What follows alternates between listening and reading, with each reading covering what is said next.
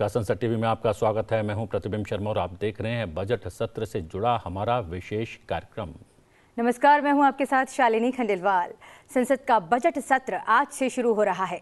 सत्र की शुरुआत आज राष्ट्रपति के संयुक्त सत्र के संबोधन से होगी। संसद के नए भवन में पहली बार राष्ट्रपति द्रौपदी मुर्मू आज दोनों सदनों की संयुक्त बैठक को संबोधित करेंगी। वित्त मंत्री निर्मला सीतारमण कल 1 फरवरी को अंतरिम बजट पेश करेंगी। निर्मला सीतारमण छठी बार वित्त बजट पेश करने वाली है। सत्र के दौरान सरकार की नज़र राष्ट्रपति के अभिभाषण पर, धन्यवाद प्रस्ताव और अंतरिम बजट पर सुचारू रूप से चर्चा कराने पर रहने वाली है। कल सर्वदलीय बैठक हुई थी। इस बैठक में भी सरकार ने विपक्षी दलों से निर्बाध रूप से कामकाज चलने देने और तख्तियां नहीं लाने का आग्रह किया है। जी हां, बजट सत्र 2024 की अगर विशेषताओं की बात करें तो बजट सत्र 2024 मौजूदा लोकसभा का आखिरी बजट सत्र होगा। राष्ट्रपति द्रौपदी मुर्मू के अभिभाषण से शुरू होगा बजट सत्र। राष्ट्रपति द्रौपदी मुर्मू लोकसभा और राज्यसभा की संयुक्त बैठक को आज संबोधित करेंगी। जी हां, पहली बार ये संबोधन संसद के नए भवन में होगा। केंद्रीय वित्त मंत्री निर्मला सीतारमण 1 फरवरी को अंतरिम बजट पेश करने वाली है। 30 जनवरी को बजट सत्र से पहले सर्वदलीय बैठक बुलाई गई थी। सरकार ने विपक्षी दलों से कार्यवाही के सुचारू संचालन में सहयोग करने का आग्रह किया। राष्ट्रपति के अभिभाषण पर धन्यवाद प्रस्ताव पर बहस होगी। वित्त मंत्री जम्मू कश्मीर के लिए भी बजट पेश करेंगी। जी, जम्मू कश्मीर वर्तमान में राष्ट्रपति शासन के तहत है। बजट पूर्व सरकार इकोनॉमिक सर्वे इस बार पेश नहीं कर रही है।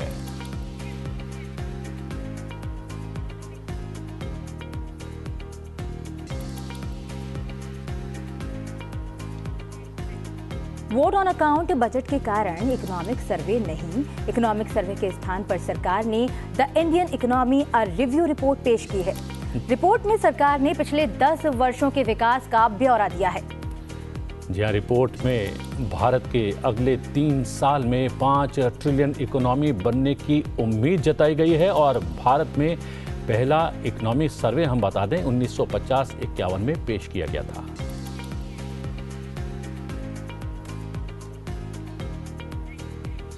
उन्नीस 1964 तक देश का इकोनॉमिक सर्वे और आम बजट एक साथ पेश किया जाता था।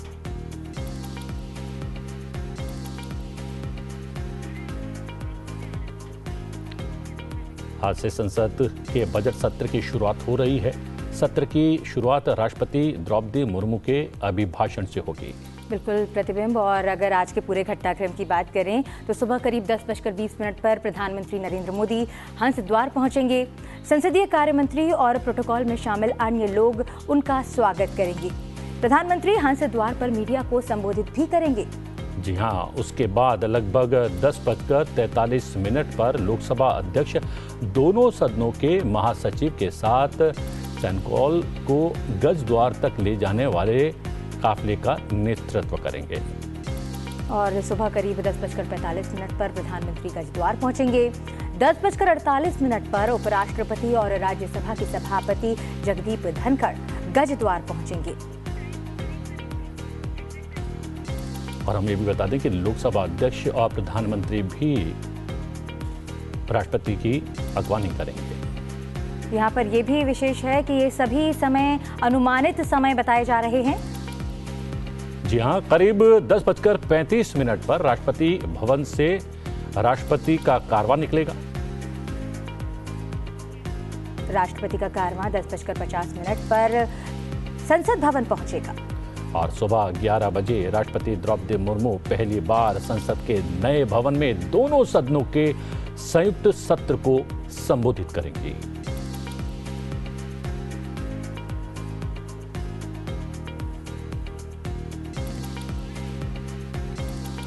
और शालिनी, सबसे बड़ी बात यह है कि इससे पहले प्रधानमंत्री नरेंद्र मोदी करीब 10:15 बजे बजट सत्र के पहले दिन संसद भवन के हंसद्वार पर मीडिया को संबोधित करेंगे। और इससे पहले हम संसद भवन का जो पुराना भवन था उसके गेट नंबर 4 पर मीडिया से रूबरू होते आए हैं प्रधानमंत्री। बिल्कुल प्रतिबिंब, और हमारे जो संवाददाता हैं वो भी संसद भवन परिसर में मौजूद हैं और आज के पूरे घटनाक्रम पर इससे ज़्यादा और विस्तृत जानकारी देने के लिए उपलब्ध हैं।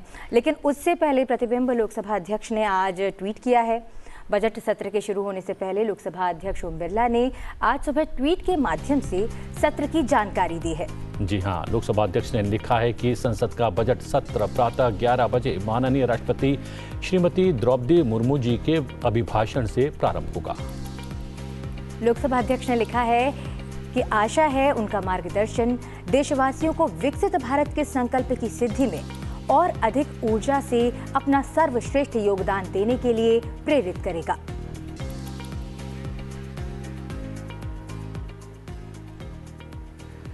जी हां, लगातार आज से लेकर 9 तारीख तक, जब तक ये बजट सत्र चलेगा, बजट सत्र से जुड़ी हुई हर एक गतिविधि आप तक पहुंचाने का हम लोग संसद टीवी के माध्यम से प्रयास करेंगे। और हम बता दें कि सत्र के पहले दिन सरकार ने दोनों सदनों के सुचारू संचालन सुनिश्चित करने के लिए मंगलवार को एक सर्वदलीय बैठक बुलाई।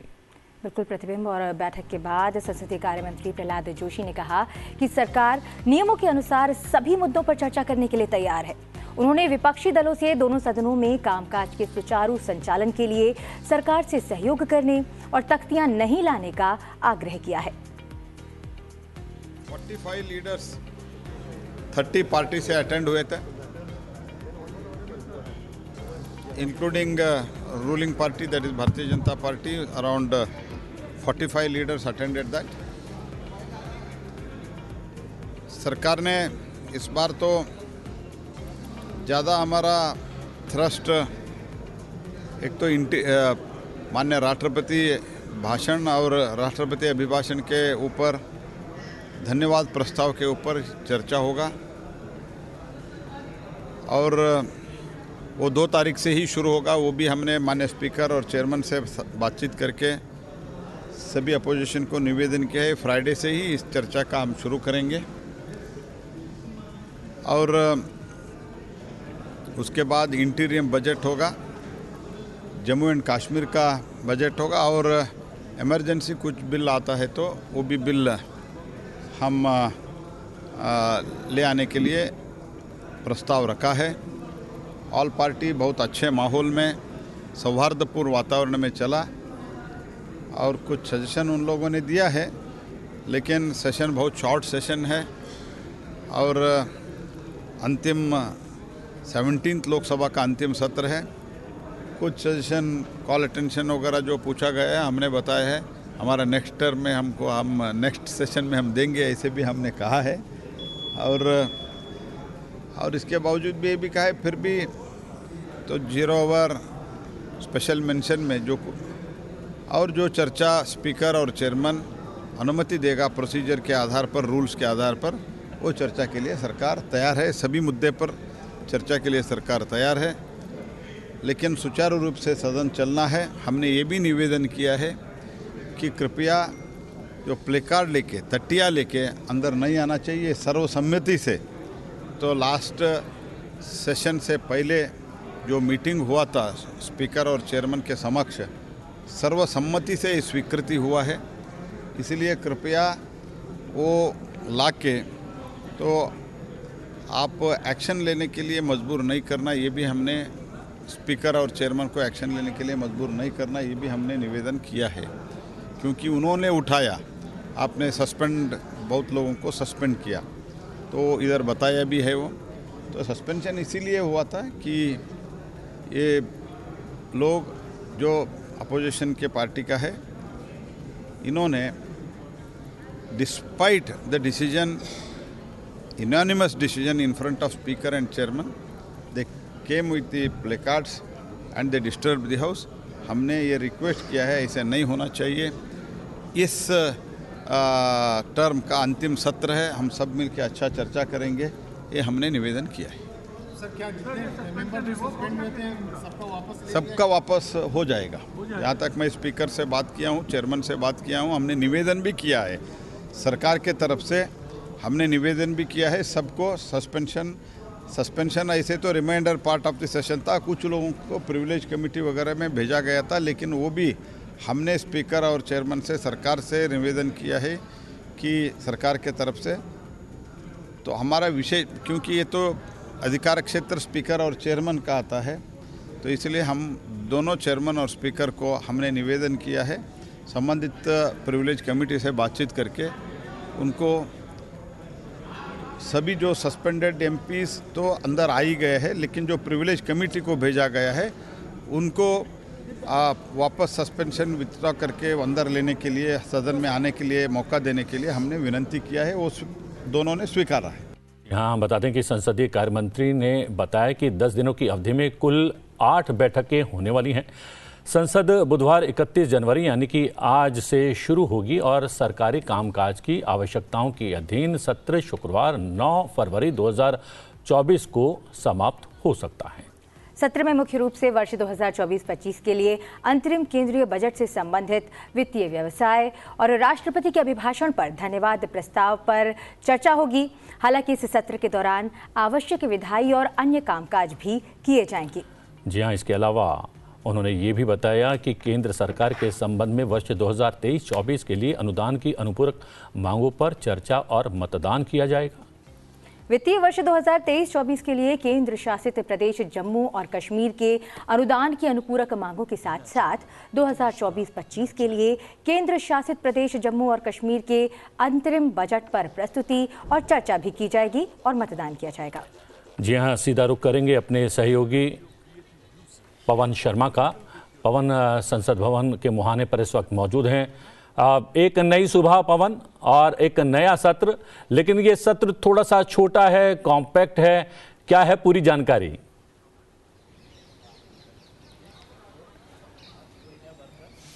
प्रतिबिंब, ये बजट सत्र जो है ऐतिहासिक तो होता ही है, लेकिन आज का दिन अगर मैं कहूं तो ऐतिहासिक इस लिहाज से है क्योंकि राष्ट्रपति जो हैं, जो आज नया संसद भवन है जिसे हम संसद भवन कहते हैं अब, वो वहां पे पहली बार प्रवेश कर रही हैं वहां पे, क्योंकि आज जो है राष्ट्रपति अभिभाषण होना है और जो संयुक्त बैठक होती है लोकसभा और राज्यसभा की, वो लोकसभा में आयोजित की जाएगी। पहले ये जो संविधान सदन है वहां के केंद्रीय कक्ष में आयोजित किया जाता था संयुक्त सत्र जो है, बजट सत्र जो है, पर इस बार क्योंकि नया संसद भवन है तो ये जो है लोकसभा में जो संयुक्त बैठक है वो लोकसभा निर्धारित की गई है, तो लोकसभा में ये संयुक्त बैठक होनी है आज और उसमें राष्ट्रपति का भाषण होना है। इस लिहाज से ये ऐतिहासिक बनता है क्योंकि राष्ट्रपति द्रौपदी मुर्मू जो हैं वो पहली बार जो है संसद भवन में आज जो नया संसद भवन उसमें प्रवेश करेंगी, जो उसकी बिल्डिंग है, तो इस लिहाज से ये ऐतिहासिक है। और मैं अगर सीक्वेंस की बात करूं, जैसा आपने भी बताया कि जब भी बजट सत्र शुरू होता है तो प्रधानमंत्री प्रेस को ब्रीफ करते हैं। पहले जैसा आपने बताया कि वह पहले गेट नंबर 4 पे ये होता था संविधान सदन के, लेकिन इस बार इसके लिए प्रधानमंत्री की ब्रीफिंग के लिए हंस द्वार, जो 6 द्वार हैं जो संसद भवन के, उसमें से हंस द्वार पे प्रधानमंत्री ब्रीफ करेंगे और उसके बाद वो अपने ऑफिस में बैठेंगे।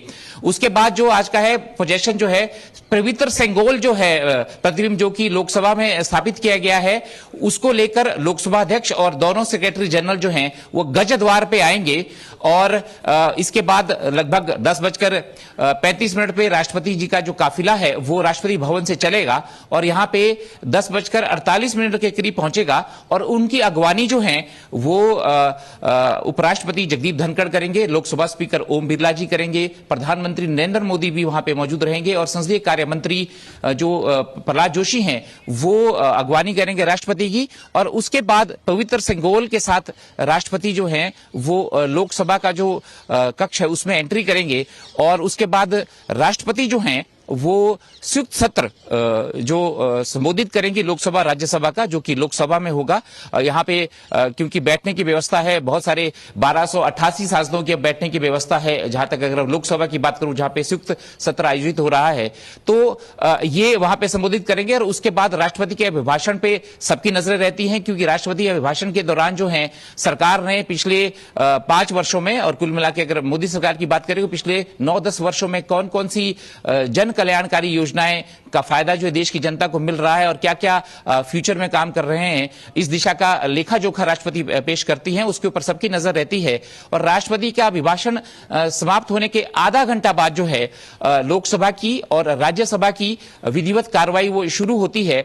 और जब ये अभिभाषण के बाद की कार्रवाई शुरू होती है तो सबसे पहले आज अगर लोकसभा राज्यसभा की बात करूं, दोनों जगह जो दिवंगत सांसद हैं जो अब इस दुनिया में नहीं रहे, उनको श्रद्धांजलि के साथ लोकसभा में शुरुआत होगी। और उसके बाद जो है राष्ट्रपति का अभिभाषण जो है वो ले किया जाता है, वो लोकसभा में भी होगा और राज्यसभा में भी होगा। और आज की अगर मैं लिस्टिंग की बात करूं दोनों ही सदनों में, तो जो कमिटी ऑफ प्रिविलेजेस है, विशेषाधिकार जो समिति है, उनकी रिपोर्ट पेश होनी है। प्रतिबिंब में आपको बता दूं कि ये जो प्रिविलेज कमेटी है, ये सारा का सारा विशेषाधिकार समिति है। ये जो निलंबन हुआ था विंटर सेशन के दौरान सांसदों का, 146 सांसद, क्योंकि जब पार्लियामेंट में व्यवधान हुआ था उसके अंदर लोग घुस गए थे, उसके बाद विपक्ष की तरफ से लगातार नारेबाजी हो रही थी, तो 146 सांसदों को निलंबित किया गया था। उसमें से 100 सांसद लोकसभा के थे और 40 सांसद जो है राज्यसभा के थे। उसमें से जैसा कल प्रहलाद जोशी जो संसदीय कार्य मंत्री, उन्होंने बताया कि कुछ का जो निलंबन था वो एक ही सत्र के लिए था और बाकियों का जो 11 राज्यसभा के सांसद है वो प्रिविलेज कमेटी को उनका मामला गया था, तो वो भी उससे संबंधित जो है रिपोर्ट पेश की जाएगी। और जैसा उन्होंने इंगित किया संसदीय कार्य मंत्री प्रहलाद जोशी ने, ये दोनों ही उपराष्ट्रपति जो कि उसके चेयरमैन भी हैं राज्यसभा के, उनसे भी निवेदन किया गया है सरकार की तरफ से, और लोकसभा में लोकसभा स्पीकर से किया गया है कि जो निलंबन है सांसदों का वो रद्द कर दिया जाए और जो ये बजट सत्र है उसमें अच्छे रूप से चर्चा हो, क्योंकि ये महत्वपूर्ण रहता है। आज राष्ट्रपति का अभिभाषण है और कल जो है देश का अंतरिम बजट पेश होना है, क्योंकि इस बार ये चुनावी वर्ष है प्रतिबिंब, तो इस बार अंतरिम बजट पेश होता है। अगले 4 महीनों के लिए सरकारी खर्चा उसकी अनुमति दी जाती है संसद से, तो वो कल पेश किया जाएगा। तो ये रहने वाला है, तो अहम सत्र रहता है। पर खास बात यह है कि 17वीं लोकसभा का ये अंतिम सत्र होगा और वर्ष का ये हालांकि पहला सत्र है, पर ये चुनावी वर्ष है। तो नई सरकार जब आएगी, नई सरकार के जो वित्त मंत्री है वो पूर्ण बजट पेश करेंगे संसद में। जी पवन, आपने आज के महत्वपूर्ण घटनाक्रम और साथ ही आज संसद के दोनों सदनों में क्या कुछ कामकाज रहेगा उसके बारे में जानकारी दी। लेकिन इस वर्तमान सरकार में एक परिपाटी रही है लीक से हटकर काम करने की, जो आज की सेंगोल की जो परंपरा है उसमें भी देखने को मिलेगी। और साथ ही बजट सत्र से पहले सरकार एक सर्वे पेश करती थी, इस बार सर्वे नहीं एक रिव्यू रिपोर्ट दी गई है, उस पर आप क्या कहना चाहेंगे पवन?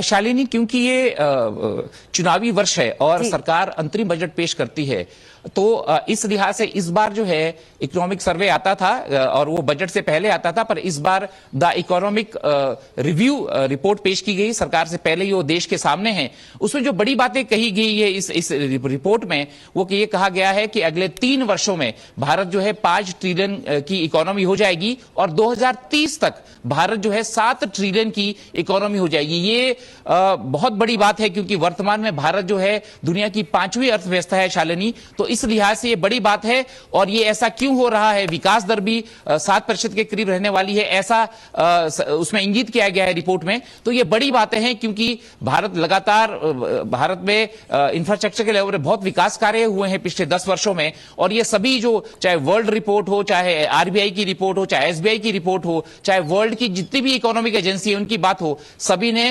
भारत को कहा है कि भारत की जो वृद्धि दर है वो अगले वर्षों में और आगामी वर्षों में दुनिया में सबसे ज्यादा रहने वाली है, वर्तमान में भी सबसे ज्यादा है। तो अगर 2030 तक भारत 7 ट्रिलियन की इकोनॉमी होता है, तो भारत की तरफ जो सपना रखा है प्रधानमंत्री नरेंद्र मोदी ने और सभी देशवासी जो चाहते हैं कि 2047 तक भारत विकसित देश बने, उस दिशा में यह बहुत बड़ा कदम होगा। अगर 2030 में भारत जो है 7 ट्रिलियन की इकोनॉमी हो जाती है, तो इस लिहाज से भी बड़ी बात है।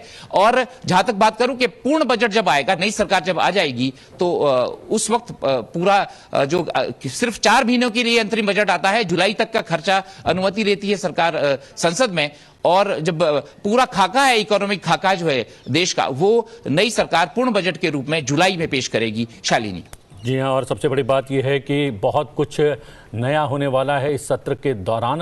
नई सुबह है और बहुत कुछ नया भी होने वाला है, जिसकी जानकारी आपने दे भी दी है पवन। एक जानकारी ये भी है कि हम आमतौर पर मीडिया को देखते रहे हैं पुराने संसद भवन के गेट नंबर 4 पर प्रधानमंत्री सत्र शुरू होने से पहले मीडिया के सामने आते हैं और उनको बताते हैं कि क्या कुछ सत्र के दौरान होने वाला है, और सबसे जो है विपक्ष के सभी माननीय सांसदों से मीडिया के माध्यम से आग्रह भी करते हैं कि वो सत्र को सुचारू रूप से चलाने में मदद करे और हर एक विषय पर सदन के भीतर चर्चा के लिए सरकार तैयार भी है। लेकिन आज हंस द्वार में आमने सामने होंगे प्रधानमंत्री और मीडिया।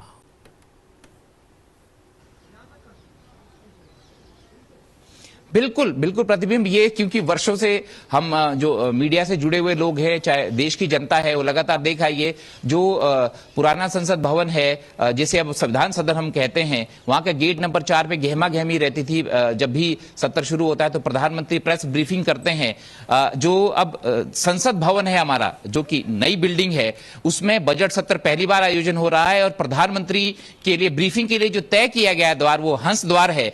6 द्वार हैं नए संसद भवन में प्रतिबिंब, जैसा हम सभी जानते हैं। उसमें से हंस द्वार से ब्रीफिंग है और जो वीआईपी की एंट्री है वो गज द्वार से होती है। जैसा हम बता रहे कि राष्ट्रपति का जो पोजीशन है पूरा, सभी लोग जो है वो गज द्वार से प्रवेश करेंगे लोकसभा की तरफ को। तो हंस द्वार अब महत्वपूर्ण होने वाला है आगामी वर्षों में। अब तक गेट नंबर 4 हुआ करता था, देश की नजरें वहां भी रहती थी। वो जितने भी विजुअल थे वो सभी हमारी नजरों में बैठ गए, क्योंकि वर्षों वर्ष से, बहुत वर्षों से वो वहां से ब्रीफिंग होती थी, प्रेस ब्रीफिंग होती थी। इस बार नया है ये कि हंस द्वार से प्रधानमंत्री पहली बार देश को बजट सत्र में संबोधित करेंगे, कहेंगे भी। और क्योंकि वो जैसा आपने कहा कि अपील करते हैं प्रधानमंत्री के सुचारू रूप से संसद चले, संसद के दोनों सदनों में जन कल्याणकारी चीजें हो, बिल पास हो, क्योंकि बजट सत्र है तो अंतरिम बजट इस बार है, अंतरिम बजट पे अच्छे से चर्चा हो। राष्ट्रपति अभिभाषण पे धन्यवाद प्रस्ताव होता है, उस पर सभी पार्टियों के जो नेता हैं वो अपनी बातें रखते हैं। राष्ट्रपति जो सरकार का लेखा जोखा रखती हैं उसके ऊपर अपनी टिप्पणी सभी जो पार्टियां रखती हैं। तो ये परिपाटी है और परंपरा है, भारत की समृद्ध परंपरा है और उसमें प्रधानमंत्री अपील करते हैं। तो इस लिहाज से हाँ, ये नया ये है कि पहली बार प्रधानमंत्री हंस द्वार से बात करेंगे और राष्ट्रपति भी पहली बार पहुंच रही हैं। इस लिहाज से ये ऐतिहासिक मौका होता है। हालांकि ये 17वीं जो लोकसभा है उसका अंतिम सत्र है, परंतु वर्ष का पहला सत्र है जिसको हम बजट सत्र कहते हैं। प्रतिबिंब जी पवन, और आपने आज के इस महत्वपूर्ण घटनाक्रम के बारे में बताया ही, और आज संसद भवन परिसर में जो चीज़ें पहली बार होने जा रही हैं, जो ऐतिहासिक जो पल हैं उनके बारे में आपने बताया, और इन सभी पलों के बारे में हम ताज़ा तरीन जानकारी आपसे लेते रहेंगे। आप बने रहिए संसद भवन परिसर में। और हमारे साथ स्टूडियो में जुड़ गए हैं हमारे 2 विशेष मेहमान, सुजीत कुमार जी जो राज्यसभा सांसद हैं बीजेडी से, और साथ ही जुड़ रहे हैं डॉक्टर अनिल अग्रवाल जो राज्यसभा सांसद हैं बीजेपी से। बहुत बहुत स्वागत है आपका संसद टीवी में। जी अनिल जी, यहाँ पर परंपरा की बात चल रही है और बजट सत्र को लेकर बहुत सारी परंपराओं का निर्वाह हो भी रहा है। हलवा बना है और हलवा खाने के पश्चात कुछ अधिकारी कर्मचारी जो हैं एक कमरे में तैयारी कर रहे हैं पूरे बजट को लेकर। लेकिन हम देख रहे हैं कि ये सरकार थोड़ा सा नई परंपराओं को जोड़ने में भी कहीं ना कहीं सिद्धहस्त है और एक परंपरा जुड़ रही है कि इकोनॉमिक सर्वे ना आकर एक विशेष रिपोर्ट कहीं ना कहीं पेश की गई है। ये नई परंपरा पर आपको किस तरीके से देखते हैं आप? देखिए, माननीय प्रधानमंत्री जी के नेतृत्व में निरंतर भारत आर्थिक दृष्टि से प्रगति कर रहा है और हम विश्व की आज 5वीं बड़ी अर्थव्यवस्था है, जो शीघ्र तीसरी बड़ी अर्थव्यवस्था, 3 बड़ी। संभवतः आपकी आवाज़ नहीं जा रही है, तकनीकी वजह है। सुजीत जी, जो मैंने प्रश्न अनिल जी से पूछा है, ये जो नई परंपरा है वो कितनी महत्वपूर्ण है और इसकी आवश्यकता क्यों पड़ी है? देखिए, जैसे आपने बताया, ये सरकार की खासियत है कि नई नई चीज़ें ये देश के सामने लाते हैं। जैसे सिंगल के साथ आज महामहिम राष्ट्रपति जी का स्वागत किया जाएगा और आज एक ऐतिहासिक दिन भी है। नए संसद भवन में महामहिम राष्ट्रपति जी पहली बार संयुक्त सत्र का संबोधन करेंगे। और ये जो इकोनॉमिक सर्वे के बजाय जो एक आर्थिक स्पेशल रिपोर्ट आज देश के सामने प्रस्तुत किया गया है, इसको मैं बहुत हट के नहीं देख रहा हूँ। क्योंकि देखिए, जैसे मेरे साथी अनिल जी भी बता रहे थे, आज पिछले 10 साल में हम लोग देखेंगे, 2014 में भारत विश्व का 10वीं बड़ी अर्थव्यवस्था थी, आज 5वीं बड़ी अर्थव्यवस्था हो चुकी है। उस समय हमारी जो आर्थिक जो जीडीपी जो थी वो $2 ट्रिलियन से भी कम थी, आज $4 ट्रिलियन हो चुकी है, और 1-2 साल में हम लोग $5 ट्रिलियन इकोनॉमी बन जाएंगे, 2030 तक $7 ट्रिलियन इकोनॉमी बन जाएंगे। तो ये जो रिपोर्ट है ये देश के सामने यही सब प्रस्तुत करता है कि कैसे 2047 तक हम लोग जो अभी जो विकसित भारत का जो सपना है प्रधानमंत्री जी का, वो सब देश के सामने कैसे देश को पता चले, देशवासियों को बताया जाए, यही ये विशेष रिपोर्ट का मकसद है। और एक जो अभी डिजिटाइजेशन पे काफ़ी फोकस है, तो ये विशेष रिपोर्ट में भी डिजिटाइजेशन पे बहुत ज़्यादा इसमें फोकस किया गया है। अभी हम लोग डिजिटल इकोनॉमी, वर्ल्ड से डिजिटल इकोनॉमी के रूप से हम लोग जाने जा रहे हैं। आज $1 ट्रिलियन डिजिटल इकोनॉमी की बात हो रही है, जो 20% हमारी जो अर्थव्यवस्था है उसकी कम से कम 20% हो जाएगी। तो ये विशेष जो रिपोर्ट है, ये मेरे ख्याल से ये जो सर्वे था, इकोनॉमिक सर्वे जो बजट से पहले आता था, इससे बेहतर है, क्योंकि लोगों को पता चलना चाहिए कि देश की अर्थव्यवस्था क्या है, जो इन्फ्लेशन कहते हैं, अनएम्प्लॉयमेंट कहते हैं, इसकी स्थिति क्या है, और आगे चल के जो विजन है, सरकार की जो विजन है, इसको भी देश को बताया जाता है। जी शालिनी, पूरी रिपोर्ट में क्या कुछ महत्वपूर्ण बिंदु हैं, उस पर एक बार से नजर डाल लेते हैं। बिल्कुल प्रतिबिंब, द इंडियन इकोनॉमी और रिव्यू रिपोर्ट और इसकी समीक्षा में कुछ मुख्य बातें कही गई हैं। समीक्षा में कहा गया है कि आज महामारी, असंतुलन और टूटे वित्तीय क्षेत्र वाली अर्थव्यवस्था विरासत में मिलने के बावजूद $3.7 ट्रिलियन की जीडीपी के साथ 5वीं सबसे बड़ी इकोनॉमी बन गया है भारत। मंत्रालय ने यह भी कहा है कि ये 10 वर्षों की यात्रा ठोस और वृद्धिशील दोनों तरह के कई सुधारों को दर्शाती है, जिसने देश की आर्थिक प्रगति में महत्वपूर्ण योगदान दिया है। अगले 3 वर्षों में तीसरी सबसे बड़ी इकोनॉमी बनने की उम्मीद भी जताई गई है। रिपोर्ट में यह भी कहा गया है कि अगले 3 वर्षों में $5 ट्रिलियन की जीडीपी के साथ भारत की दुनिया की तीसरी सबसे बड़ी अर्थव्यवस्था बनने की उम्मीद है। वित्त मंत्री निर्मला सीतारमण की अध्यक्षता वाले मंत्रालय ने जोर देकर कहा है कि राज्य सरकारों की पूर्ण भागीदारी से सुधार अधिक उद्देश्यपूर्ण और फायदा पहुंचाएंगे। रिपोर्ट में कहा गया है कि घरेलू मांग की ताकत ने पिछले 3 वर्षों में अर्थव्यवस्था को 7% से ज्यादा के ग्रोथ रेट पर पहुंचा दिया है। वित्त वर्ष 2024-25 में जीडीपी वृद्धि 7% के करीब बने रहने की संभावना है। वर्ष 2047 तक विकसित देश बनने का लक्ष्य रखा गया है, और इस रिपोर्ट में यह भी कहा गया है कि इसके अलावा सरकार ने वर्ष 2047 तक विकसित देश बनने का लक्ष्य रखा है, और इसी के तहत आर्थिक सुधार की यात्रा जारी रहने की उम्मीद भी जताई गई है। सुजीत जी, सबसे महत्वपूर्ण बात ये है जो ये रिपोर्ट आई है, और अन्य जो एजेंसीज भी जो हैं रिपोर्ट उन्होंने पेश की है, न केवल इस पूरे वित्त वर्ष की बल्कि अगले वित्त वर्ष में भी भारत की आर्थिक प्रगति और आर्थिक यात्रा किस दौर से गुजरने वाली है। उसमें ये कहा गया है कि 7% ओवरऑल कह सकते हैं इस पूरे वित्त वर्ष में हमारी जो है ग्रोथ देखने को मिली है। अगले वर्ष भी 7% रहने की संभावना है, जबकि पूरा वैश्विक परिदृश्य जो है बहुत विकट स्थिति को दर्शा रहा है, और वैश्विक ग्रोथ 2-2.5% के आसपास रहने वाली है। इन चुनौतियों के बीच 7% की ग्रोथ रेट कितने महत्वपूर्ण? बहुत महत्वपूर्ण है प्रतिबिंब जी। जैसे आपने बताया, ये वित्त वर्ष 23-24 में अभी भारत का जो अभिवृद्धि है ये 7.3% होने का लक्ष्य है, और जो आगे चल के 2030 तक करीबन 6.5 से 7% हर साल इसकी वृद्धि होगी। ये लगभग सारे आंकड़े ये बताते हैं, वर्ल्ड बैंक मान लीजिए, IMF मान लीजिए, सारे आंकड़े यही बता रहे हैं कि 2030 तक हम लोग 7% करीबन हर साल वृद्धि करेंगे, जिससे हम लोग $7 ट्रिलियन इकोनॉमी बनने की बात है। देखिए, इतने चुनौतियां हैं, कोविड और यूक्रेन रशिया क्राइसिस, अभी मिडिल ईस्ट में जो डिसरप्शन हुआ था इजराइल पैलेस्टाइन को लेके, फिर अभी जो रेड सी में जो अटैक्स हो रहे हैं, जो हमला हो रहा है, जो हौती और ये बाकी सब जो ऑयल डिसरप्शंस हो रहा है, इतने सारे चुनौतियों के बावजूद जब पूरा विश्व G20 में सारे देश 2%, 3% की उनकी वृद्धि है, जबकि भारत G20 में एक अकेला देश ऐसा है जिसकी अभिवृद्धि 7% के आसपास है। इस साल तो 7.3% होने का उम्मीद है। तो ये बहुत बड़ा महत्वपूर्ण बात है देश के लिए, और जो विकसित भारत का लक्ष्य है 2047 तक, यही दर्शाता है कि हम लोग अपने जो डिफेंस में और इकोनॉमी में, ये दोनों में हम लोग अभी बहुत पहले के दौरान अभी बहुत आगे निकल चुके हैं, और आगे हम लोग विकसित देश बनने के लिए तैयार हैं। अनिल जी, ये जो मैं प्रश्न पूछने वाला हूं, चूंकि सुजीत जी ने इसका जिक्र कर दिया है, हूती विद्रोही जिस तरीके से समुद्री क्षेत्र में निशाना बना रहे हैं अलग अलग जो है समुद्री जहाज़ों को, व्यापारिक और वाणिज्यिक जहाज़ों को, वहां पर भी भारत अपनी शक्ति का प्रदर्शन करने से चूक नहीं रहा है। अलग अलग देशों के वाणिज्यिक और जो आर्थिक रूप से जुड़े हुए जहाज़ हैं, पानी के जहाज़ हैं, उनको बचा रहा है, उनको सुरक्षा कवच प्रदान कर रहा है। क्या ये सामरिक रूप से भी भारत की बढ़ती हुई प्रगति का और शक्ति का परिचायक है? निश्चित रूप से आपने जो कहा, ये माननीय प्रधानमंत्री श्री नरेंद्र मोदी जी के नेतृत्व में जो भारत ने विकास किया है, आर्थिक, सामाजिक, सैन्य, और जो मेक इन इंडिया में हमने प्रगति की है, तो निश्चित रूप से आज पूरा विश्व भारत की ओर देख रहा है। और माननीय प्रधानमंत्री जी की जो नीति है, देश की जो नीति है वसुधैव कुटुंबकम, उसका भी ये हमने एक परिलक्षण दिखाया है कि पूरे विश्व में जहाज दूसरे देशों के भी रहे तो भी हमने उनको सुरक्षा प्रदान की है, उनको बचाया है।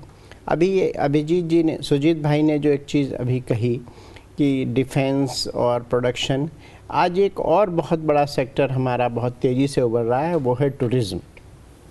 माननीय प्रधानमंत्री जी के नेतृत्व में देश में जो इंटरनल इंफ्रास्ट्रक्चर है, रोड्स हैं, एयरपोर्ट्स हैं, ट्रेन्स की स्थिति है, स्वच्छता है भारत की, इन सब से विदेशों का टूरिस्ट भी बहुत तेज़ी से भारत की ओर आकृष्ट हुआ है। और अभी आप देखिए जो भव्य राम मंदिर का निर्माण हुआ है, रोज़ 5 लाख के लगभग लोग आ रहे हैं दर्शन करने के लिए। तो ये जहाँ एक हमारा धार्मिक भावनाओं का भी है, दूसरी ओर इससे वहाँ की उस क्षेत्र की टूरिज़्म भी बढ़ रहा है, लोगों की जो है स्थिति बेहतर हो रही है। उत्तर प्रदेश की मैं जिक्र करूँ, माननीय योगी आदित्यनाथ जी के नेतृत्व में उत्तर प्रदेश आज पूरे हिंदुस्तान में अकेला एक ऐसा प्रदेश है जहाँ सबसे ज़्यादा अंतर्राष्ट्रीय हवाई अड्डों का निर्माण हुआ है। हर ज़िले में लगभग मेडिकल कॉलेज बन गया है, बहुत बड़ा इन्वेस्टमेंट आ रहा है। तो निश्चित रूप से माननीय प्रधानमंत्री जी के नेतृत्व में भारत आज एक बहुत बड़ा विकसित और सबको साथ लेके चलने वाला राष्ट्र बना है। G20 में भी आप देखिए जिस प्रकार भारत ने जो प्रस्ताव रखा, उस पे जॉइंट डिक्लेरेशन पे सबके साइन हुए, ये एक बहुत बड़ी उपलब्धि है कूटनीतिक और राजनीतिक दृष्टिकोण से। लेकिन वहीं भारत सबको साथ लेके चलने की बात करता है, जिसको पूरा विश्व बहुत तेजी से और बहुत मजबूती से सराहता है। आपने पर्यटन की बात की और आपने कहा कि किस तरीके से विकास के नए प्रतिमान उत्तर प्रदेश जैसा बड़ा और विविधता से भरा हुआ प्रदेश जो है हासिल कर रहा है। तो उसमें एक बात और सामने आई है, पिछले 9 वर्षों में 25 करोड़ लोग गरीबी से बाहर आए हैं। और सबसे बड़ी बात यह है कि उत्तर प्रदेश वो राज्य है जिसमें सबसे ज़्यादा गरीब जो है गरीबी से बाहर आने में सफल हुए हैं। तो क्या ये केंद्र की जो परियोजनाएं हैं या फिर जो ब्लूप्रिंट तैयार किया है विकसित भारत का, उसी का रिफ्लेक्शन है, उसी का प्रतिबिंब है क्या? निश्चित रूप से माननीय प्रधानमंत्री जी बहुत दीर्घकालीन योजनाएं बनाते हैं और वो उनका जो योजनाओं का केंद्र बिंदु है वो देश का युवा, गरीब, मजदूर, किसान, दलित, आदिवासी रहता है। और वो ये सुनिश्चित भी करते हैं कि जो ये योजनाओं को हम लोग ला रहे हैं उनका लाभ जो अंतिम पायदान पे व्यक्ति खड़ा है उसको भी पूरी तरह से मिले। और उसी का मुख्य कारण है कि इतने बड़े लोग, इतनी संख्या में लोग गरीबी रेखा से ऊपर आ पाए हैं। निश्चित रूप से माननीय प्रधानमंत्री जी इसके लिए बधाई के पात्र हैं। और ये जो काल है, आप देखिए पूरा विश्व इस समय अस्थिरता के दौर से है। रशिया यूक्रेन का युद्ध चल रहा है, उससे पहले आर्मीनिया अजरबैजान का युद्ध चला, इधर हुती, हमास, हिजबुल्ला, ये सब पूरा जो मिडिल ईस्ट है उसको डिस्टर्ब किए हुए हैं। अब तो ईरान और पाकिस्तान भी शुरू हो गया। यस, मैं वही कहने जा रहा हूँ कि ये हमारे चारों तरफ स्थितियाँ खराब हैं। बीच में श्रीलंका में किस प्रकार स्थितियाँ हुई, इस पूरे परिदृश्य में भी माननीय प्रधानमंत्री जी के कुशल नेतृत्व में भारत अपनी विकास यात्रा को न केवल कंटिन्यू कर पा रहा है और तेज़ी से बढ़ा रहा है। तो ये निश्चित रूप से माननीय प्रधानमंत्री जी इसके लिए बधाई के पात्र हैं। जी डॉक्टर अनिल, और हमने बात की कि अंतिम तबके तक विकास पहुंचे, वही विकास सफल माना जाता है। और जब बात करें ग्रामीण भारत की, तो सरकार प्रयास कर रही है कि ग्रामीण भारत भी सशक्त हो। इसके लिए विकसित भारत संकल्प यात्रा भी चलाई जा रही है, जिससे ये सुनिश्चित किया जा सके कि जो सरकार की योजनाएं हैं वो जन जन तक पहुँचें। आप सुजीत जी ग्रामीण विकास पर समिति के सदस्य रहे हैं, तो समिति इस तरीके में क्या कुछ सुझाव देती है, क्या कुछ एनालिसिस करती है, उस पर कुछ बताएं। मैं पहले था ग्रामीण विकास समिति का सदस्य, अभी नहीं हूँ, लेकिन पिछले बजट में भी जो 2023-24 का बजट एस्टिमेट था उसमें भी हमने देखा कि ग्रामीण भारत पे काफ़ी ज़्यादा फोकस था। आप ड्रिंकिंग वाटर पीने का पानी लीजिए, ग्रामीण जो रूरल हाउसिंग लीजिए या फिर रूरल रोड्स लीजिए, काफ़ी ज़्यादा फोकस था। तो ये बजट में भी इसका मुझे लग रहा है कि ये जो जारी रहेगा। हालांकि ये इंटरिम बजट है, लेकिन प्रधानमंत्री जी का हमेशा यही रहता है कि अंत्योदय, जो भी गवर्नमेंट के जो जितने सारे योजनाएं हैं, ये आखिरी पायदान पे जो लोग खड़े हैं उनके पास कैसे पहुँचे। एक उदाहरण मैं देना चाहता हूँ, जो PVTG है, पर्टिकुलरली वल्नरेबल ट्राइबल ग्रुप्स, इन पे कभी भी कोई सरकार इसमें ज़्यादा फोकस नहीं किया था। 2015 में उड़ीसा सरकार इनके लिए देश में पहला राज्य था जो इनके लिए कार्यक्रम शुरू किया, और क्योंकि उड़ीसा में सबसे ज़्यादा 13 PVTGs हैं। और इसके बाद अभी 2022-23 बजट में वित्त मंत्री जी ने करीबन 35,000 करोड़ रुपए PVTG ग्रुप्स के लिए अभी अनुदान का ये किया था, प्रावधान किया था पिछले बजट में। तो ये दर्शाता है कि ये सरकार गरीबों के लिए और जैसे आदिवासियों के लिए, अनिल भाई ने जैसे बताया, इनके लिए है। और यही ग्रामीण विकास से ही भारत का विकास होगा। अगर हम लोग विकसित भारत का बात करते हैं 2047 तक, तो सिर्फ दिल्ली, मुंबई, बेंगलोर, भुवनेश्वर जैसे शहरों के विकास करने से नहीं होगा। देखिए अभी हमारा कैपिटल एक्सपेंडिचर पिछले साल 10 लाख करोड़ रुपया था जो इंफ्रास्ट्रक्चर के लिए। तो इंफ्रास्ट्रक्चर आप बुलेट ट्रेन्स कर सकते हैं, आप वर्ल्ड क्लास हाईवेज कर सकते हैं, लेकिन जब तक कालाहांडी का विकास नहीं होगा, जब तक कोकराझार का विकास नहीं होगा, जब तक काकीनाडा का विकास नहीं होगा, तब तक भारत विकसित नहीं हो सकता। और सबसे बड़ी बात यह है कि मोटे अनाज को जो है अपने दिनचर्या में लागू करने की अपील प्रधानमंत्री लगातार करते आए हैं, और वैश्विक रूप से विश्व मोटा दिवस भी मनाया गया है। और मोटे अनाज से भी ये माना जा रहा है कि कहीं ना कहीं ग्रामीण क्षेत्र को और किसानों को सीधे तौर पर लाभ होने वाला है। अनिल, क्या आप भी इस बात से इत्तेफाक रखते हैं, इस बात को स्वीकार करते हैं? मोटे अनाज को लेकर जो अपील लगातार प्रधानमंत्री कर रहे हैं वो लगातार कारगर सिद्ध हो रही है? नहीं, देखिए आज भी देश की जो मुझे लगता है लगभग 55 से 60% जो आबादी है वो गांव में रहती है, और गांव की जो पूरी इकोनॉमिक्स है अधिकांश खेती पे निर्भर करती है। माननीय प्रधानमंत्री जी के नेतृत्व में किसानों को, जो स्पेशली गरीब किसान हैं, उसे एक किसान सम्मान निधि दी गई है, जिससे उनको बहुत फ़ायदा हो रहा है। किसान ऋण दिया जा रहा है बहुत सस्ती दरों पे, और पूरे विश्व में अगर आप एनालिसिस करें, देखें, तो फर्टिलाइज़र्स की कीमतें बहुत तेज़ी से बढ़ी हैं, लेकिन माननीय मोदी जी ने फर्टिलाइज़र्स की कीमतें हिंदुस्तान में नहीं बढ़ने दी। और ये सारी की सारी चीज़ें दिखाती हैं कि किस प्रकार से जो माननीय मोदी जी का लक्ष्य भारत को 2047 तक विकसित राष्ट्र बनाना, उसमें जो गांव की भूमिका है, किसान की भूमिका है, पिछड़े की भूमिका है, वो महत्वपूर्ण होने जा रही है। और उसको माननीय मोदी जी पूरी तरह से सशक्त कर रहे हैं। उनको पूरा का पूरा इंफ्रास्ट्रक्चर प्रोवाइड किया जा रहा है। अब देखिए, उनको स्वनिधि के माध्यम से सेल्फ हेल्प ग्रुप तैयार किए जा रहे हैं, जिसमें कि लोग बहुत आगे आ रहे हैं। विश्वकर्मा योजना से हम जितने हमारे आर्टिजन्स हैं, जितने मजदूर भाई हैं, मेसन हैं, उन सबको सशक्त किया जा रहा है। और स्किलिंग के माध्यम से, जो स्किल डेवलपमेंट प्रोग्राम है, उसके माध्यम से जो हमारी लेबर है उसको ट्रेन किया जा रहा है।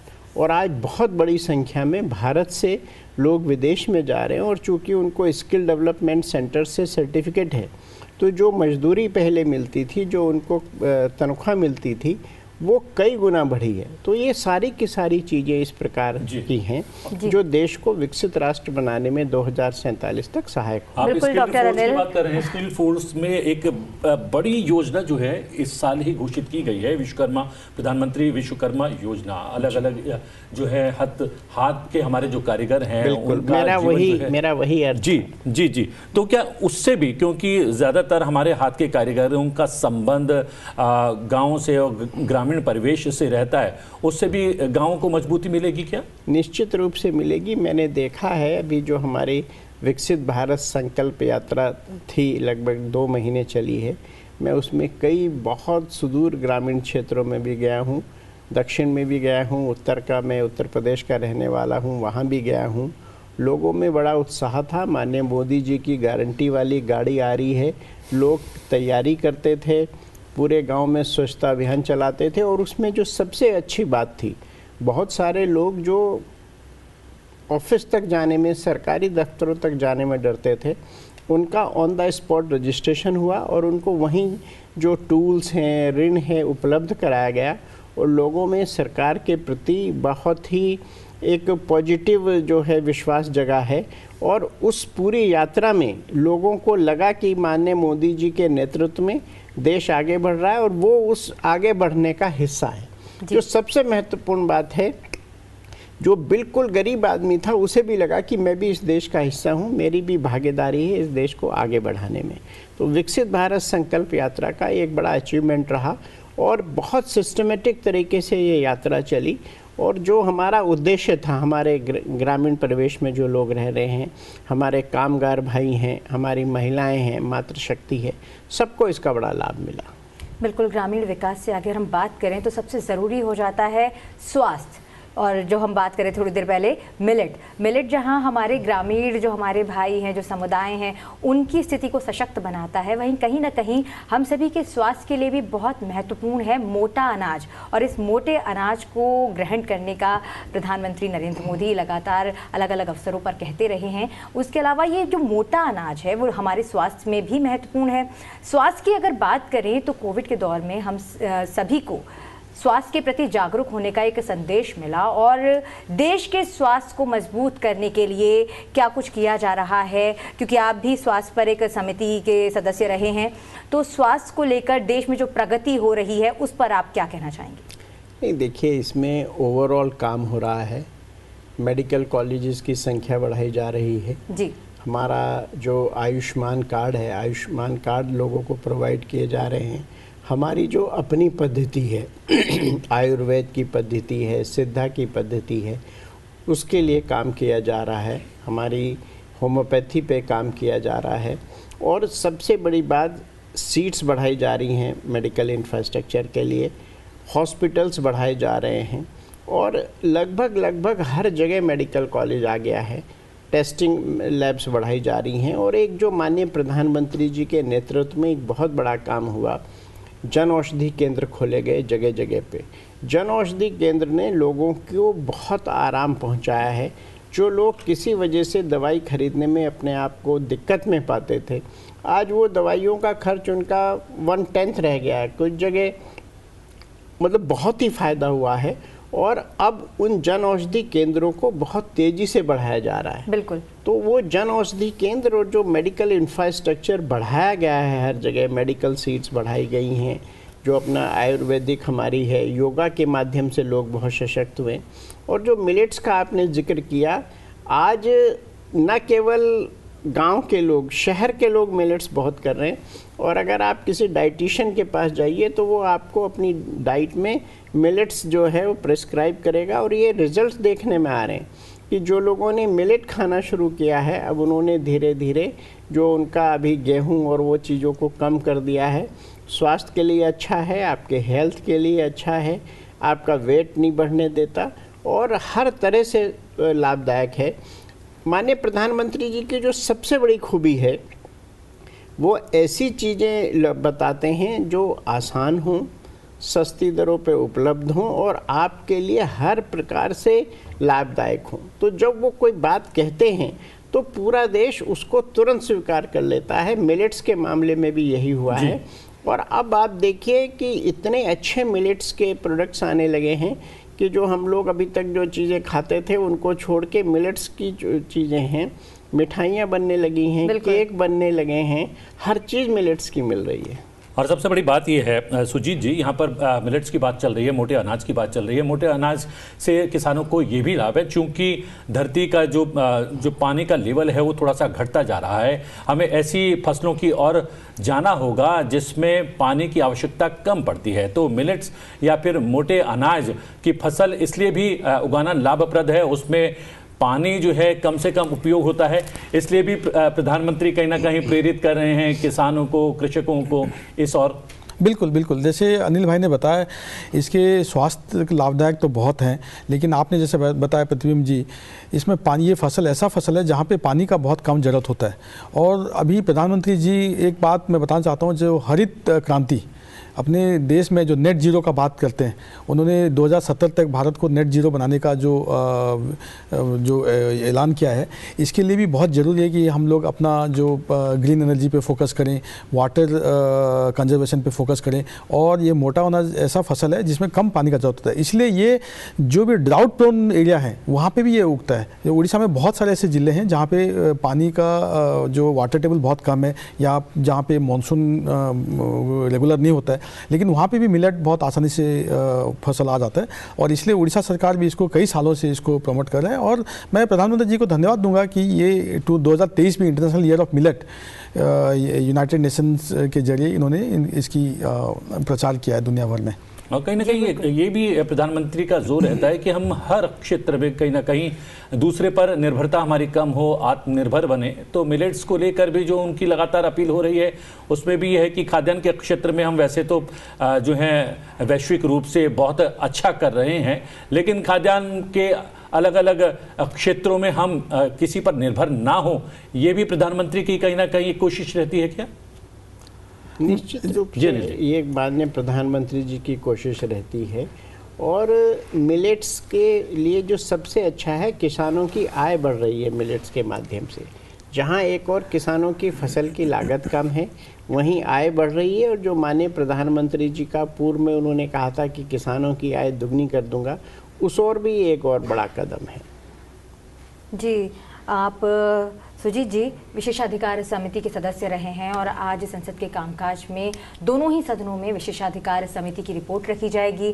खासतौर से अगर राज्यसभा की बात करें तो राज्यसभा में जो 11 सांसद जिन पर संसद की कार्यवाही को बाधित करने का आरोप लगा था, जिन पर कार्यवाही हुई, जिन्होंने सभापति की बात का उल्लंघन किया, उनकी अवहेलना की, उसके बाद उन पर कार्रवाई हुई। और अब आज उस मामले पर विशेषाधिकार समिति की रिपोर्ट उच्च सदन में रखी जाएगी। तो विशेषाधिकार क्या होते हैं और ये सांसदों को क्या विशेषाधिकार मिलते हैं और किन चीज़ों को इनका उल्लंघन माना जाता है, इस पर आपसे जानना चाहूँगी।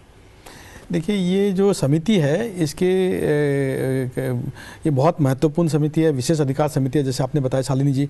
एक तो ये है कि जो सांसद संसद में अपना काम ठीक सुचारू रूप से कर सकें, इसके लिए उनको एक विशेष अधिकार होती है। और जो संसद में बोलते हैं, ये कहीं पे भी उसका उनके खिलाफ ये कार्रवाई नहीं हो सकता संसद में जो बोलते हैं। या फिर जब कोई भी उनका जो अपने क्षेत्र में काम करते हैं या कहीं भी और काम करते हैं, तो जब कोई सरकारी अधिकारी अगर उनकी बात उनको गलत तथ्य देता है या उनका बात नहीं सुनता है, तो भी वो विशेष अधिकार समिति को इस बारे में उसको शिकायत कर सकते हैं। तीसरी बात है, जो संसद के अंदर, हाउस के अंदर अगर कोई सांसद अगर वो अपना मर्यादा का पालन नहीं करते हैं या जो पीठासीन होते हैं उनका बात का उल्लंघन करते हैं, तो भी ये बात को विशेष अधिकार समिति को जो रेफर किया जा सकता है। तो ये बहुत ही अहम समिति है। और जैसे आपने बताया 11 सांसदों का जो आचरण जो विंटर सेशन में जो गलत पाया गया था और जो विशेष अधिकार समिति को उनको रेफर किया गया था, आज उसका रिपोर्ट भी आज संसद में, राज्यसभा में वो प्लेस किया जाएगा। और जैसे संसदीय व्यापार मंत्री प्रहलाद जोशी जी ने बताया कि उन्होंने, सरकार ने आग्रह किया है चेयरमैन सर को कि उनका जो निलंबन तो सबका हट ही गया है, लेकिन जो 11 सांसद जिनका विशेष अधिकार समिति को गया था, वो भी आज रिपोर्ट पेश होने के बाद उनको संसद में आज आज बैठने का मौका मिलेगा। जी हाँ, संसद भवन परिसर से हमारी संवाददाता कृति मिश्रा हमारे साथ जुड़ गई हैं। Kriti, new morning and new session of parliament, but this time a little smaller and compact, what you say?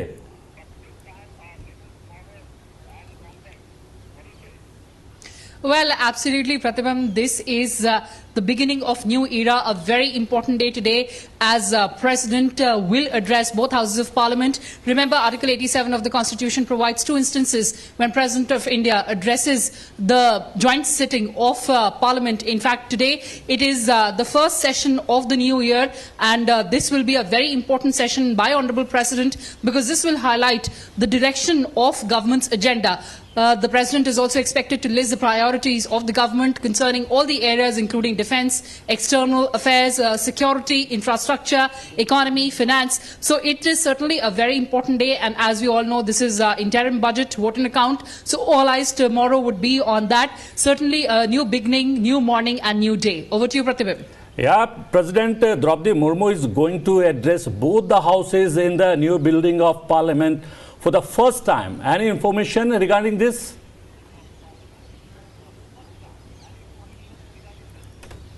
Well, absolutely, as you can see right now, and I'll request my camera person to pan his camera a bit and show you the entire paraphernalia and the entire preparation right now in front of me. You can see the Gaj Dwar.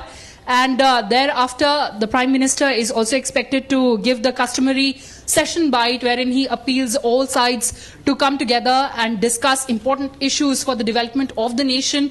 You can see all around me, it has been, the entire building has been beautified. As you said that this is new morning, new beginning. So, of course, a welcome change and welcome beautification in Parliament House for this very important day. Over to you, Pratibha. Yes, Kriti. Before the session, the Prime Minister also used to meet the media at gate number 4 of the old Parliament building. But today, perhaps he will meet the media at the Hans Dwar of the new Parliament building. What do you have to say?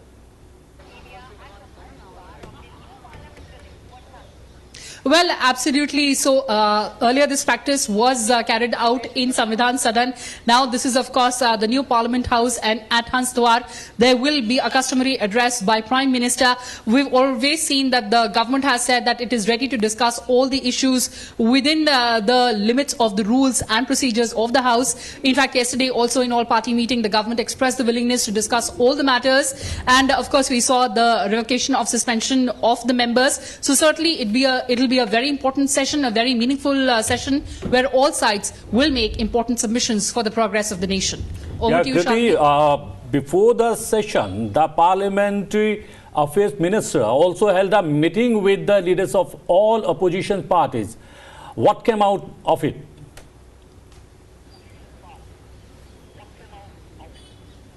Well, absolutely. All the opposition parties and otherwise friendly parties as well, where in the customary meeting, the government reaches out to all the political parties across the political spectrum, expresses the willingness to discuss all the issues. In fact, yesterday also in the all-party meeting, we saw that the government agreed that it will discuss all the important issues within the framework of rules and procedures of the House. And in fact, yesterday also we saw a very important tweet on X coming by the Parliamentary Affairs Minister, wherein he said that all the members are welcome to join in and to attend the joint session of the Parliament, the President's address. So that is a very important symbol by the government, wherein it says that it was inclusive discussion on all the pertinent issues concerning the nation. Pratibha? Yes, Kriti. Economic survey is presented before the budget session, but this time the Finance Ministry has not released an economic survey, but a report. What should be interpreted from it?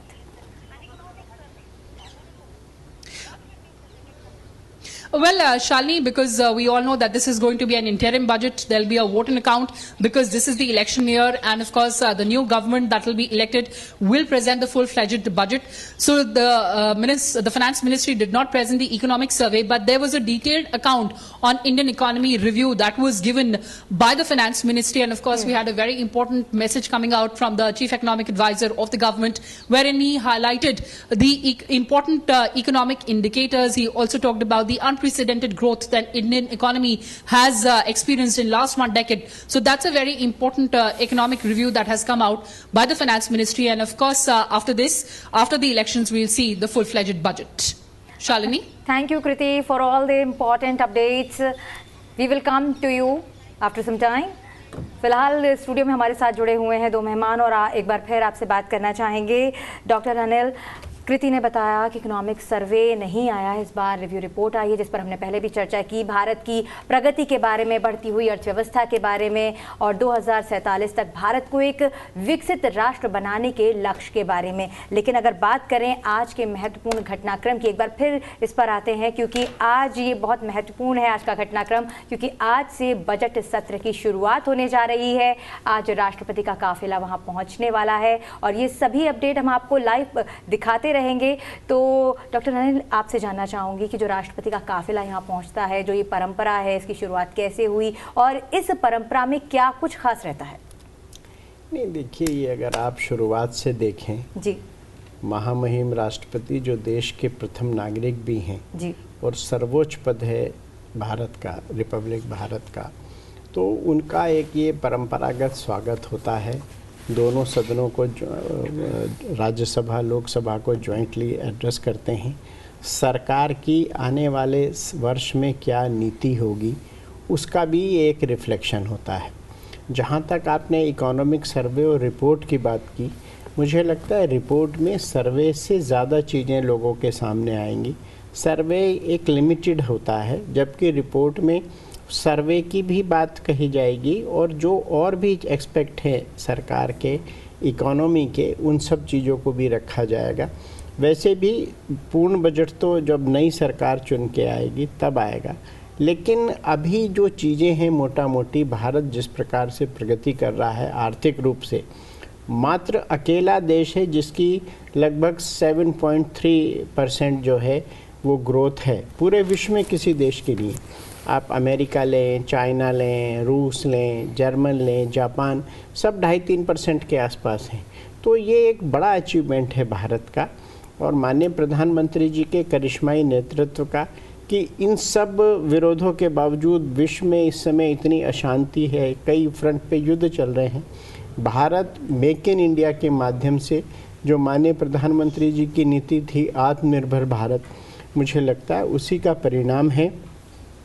इतने अच्छे results हमने प्राप्त किए हैं और ये माननीय मोदी जी के नेतृत्व में हम लोग आगे भी प्राप्त करते रहेंगे और जो माननीय प्रधानमंत्री जी का संकल्प है विकसित भारत 2047 तक, उसको भी हम पूरा करने में सफल होंगे। सुजीत जी, बार बार बात आ रही है आत्मनिर्भर भारत बनाने की और हमने ये देखा कि बहुत सारी चीज़ों को लेकर लोग जो है नकारात्मक टिप्पणी करते हैं कि इसका बायकॉट कर दो, उसका बायकॉट कर दो, लेकिन प्रधानमंत्री कभी भी ऐसा नहीं कहते। उनका जब भी वक्तव्य होता है, अपील होती है, घोषणा होती है, वो हमेशा अपनी लकीर जो है बड़ी बनाने की और जो है प्रेरित करते हैं लोगों को और कहीं ना कहीं ये प्रेरणा ही हमारी जो आर्थिक प्रगति में परिलक्षित भी हो रही है और इसके पीछे जो उनका वोकल फॉर लोकल का जो नारा है वो कहीं ना कहीं कारगर सिद्ध हो रहा है। और विशेषज्ञ ये मानते हैं कि हम जो आंतरिक रूप से हमारा जो आर्थिक चक्र है वो बहुत मजबूत है, इसीलिए वैश्विक रूप से अलग अलग देशों पर नकारात्मक असर पड़ रहा है उनकी आर्थिक प्रगति पर, जबकि हम सकारात्मक रूप से लगातार प्रगति कर रहे हैं, आगे बढ़ रहे हैं। बिल्कुल, देखिए, जो आत्मनिर्भर भारत का बात प्रधानमंत्री जी करते हैं, इसके कई सारे लक्ष्य हैं। एक तो जैसे देश की जो अर्थव्यवस्था है इसको मजबूत करने के, क्योंकि जो फॉरेन एक्सचेंज है, हम लोग जब बाहर से कोई इंपोर्ट करते हैं कोई चीज़, तो प्रीशियस जो हमारी फॉरेन एक्सचेंज जो है बहुत प्रीशियस है, तो ये बाहर जाता है, देश के बाहर जाता है। दूसरी बात जो है, इससे अर्थव्यवस्था पे असर आता है। दूसरी बात है, जब वोकल फॉर लोकल जो आत्मनिर्भर भारत का एक अंश है, उसमें क्या होता है, देश के नौजवान हैं और देश के जो युवा हैं इनको नौकरी मिलती है, ये अपने सेल्फ एम्प्लॉयड होते हैं या फिर जो काम उनको मिलता है देश के। तो जो हमारी इतनी बड़ी युवा शक्ति है, आज 50% भारत की जनसंख्या 25 साल से कम है। करीबन 65-66% हमारी जनसंख्या जो है 35 साल से कम है। तो इतनी बड़ी युवा शक्ति है, इनको नौकरी और इनको अपॉर्चुनिटीज मिलेगी जब हम लोग वोकल फॉर लोकल या आत्मनिर्भर का जब बात करेंगे। और तीसरी बात सबसे जो ये है अहम बात है, ये है कि इससे हमारी जो कॉन्फिडेंस है देश की, हमारी जो पहले हम लोग यही सोचते थे कि भारत में कुछ अच्छा बन ही नहीं सकता है, प्राय हम लोग चीज़ हम लोग बाहर से लाते थे। डिफेंस का बात करूं तो हमारी 80% से ज़्यादा हमारी इंपोर्ट बाहर से होती थी, पर्टिकुलर रशिया से। आज वो घट के 55% आ चुका है। प्रधानमंत्री जी का लक्ष्य है कि आगे चल के वो 25-30% हो जाएगा। तो ये देश की सुरक्षा के लिए, देश की कॉन्फिडेंस के लिए, देश की अर्थव्यवस्था के लिए और हमारी जो नौजवान हैं, युवा हैं, इन सब के लिए ये बहुत महत्वपूर्ण है। जी अनिल जी, सबसे बड़ी बात ये है कि यहाँ पर तो आयात जो है आयुधों का